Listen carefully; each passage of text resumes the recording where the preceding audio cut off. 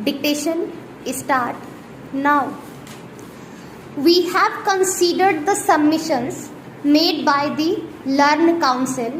The High Court, upon close scrutiny of the evidence, concluded that there was evidence of a quarrel between the husband and wife about 6 months prior to the occurrence, which had been settled with the intervention of the eldest. There were complaints that the deceased did not know how to do any household work. The in-laws had also complained that she was not well mannered. Their ill treatment of the wife escalated after the murder of her father by extremists.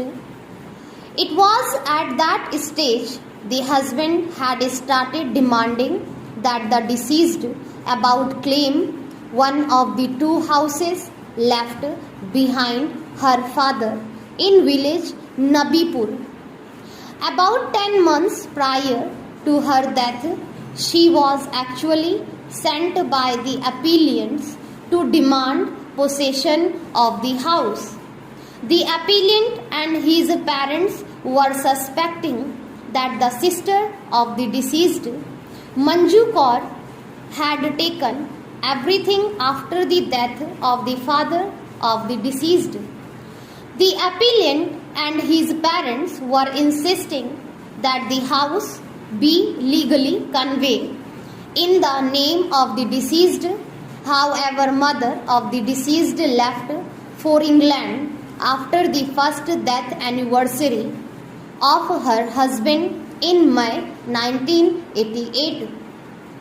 The High Court, on examination of the entire evidence, concluded that the deceased had not committed suicide on account of demands for dowry, but due to harassment caused by her husband in particular. The deceased had committed suicide by drinking phosphorus poison.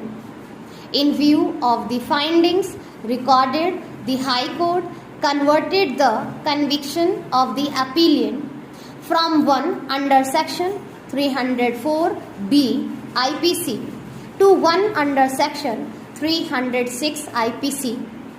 We do not find much substance in the submission of Mr. Ashok that the High Court could not have convicted the appellant under section 306 IPC, as the charge had been framed under section 304B IPC. On scrutiny of the entire evidence, the High Court has come to the conclusion that the deceased had not committed suicide on account of demands for dowry, but due to harassment caused by her husband in particular.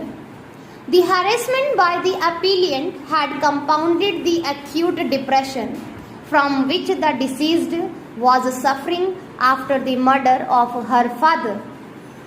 There was no evidence of any demand of dowry soon before the death, and there was no demand whatsoever that the house in question should be transferred to either of the accused under section 304B IPC.